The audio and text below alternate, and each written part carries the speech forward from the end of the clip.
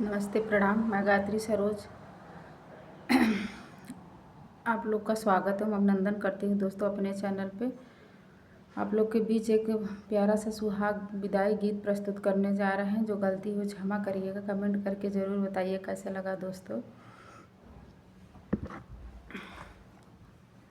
सुहाग बरसे बन्नी तोरे अंगने में, सुहाग बरसे बन्नी तोरे अंगना में, सुहाग बरसे बन्नी तोरे अंगना में। बाबा से अपना सुहाग मांगे बन्नी, बाबा से अपने सुहाग बन्नी मांगे, बाबा से अपने सुहाग बन्नी मांग। अमर रहे हो बेटी तोहरा साजनवा, अमर रहे हो बेटी तोहरा साजनवा। सुहाग बरसे बन्नी तो अंगनवा, सुहाग बरसे बन्नी तोहरे आंगनवा।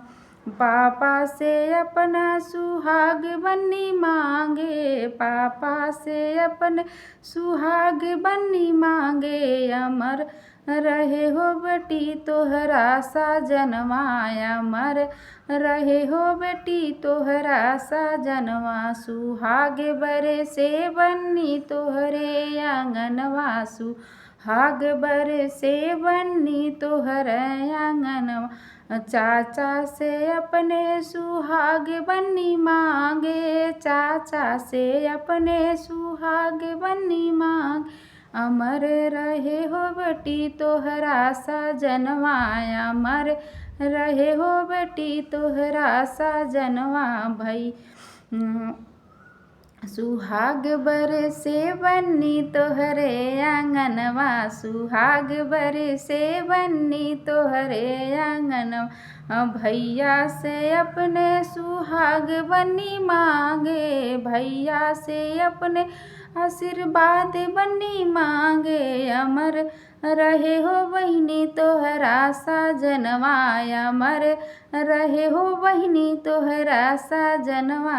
सुहाग बरसे बन्नी तोहरे आंगनवा, सुहाग बरसे बन्नी तोहरे आंगनवा।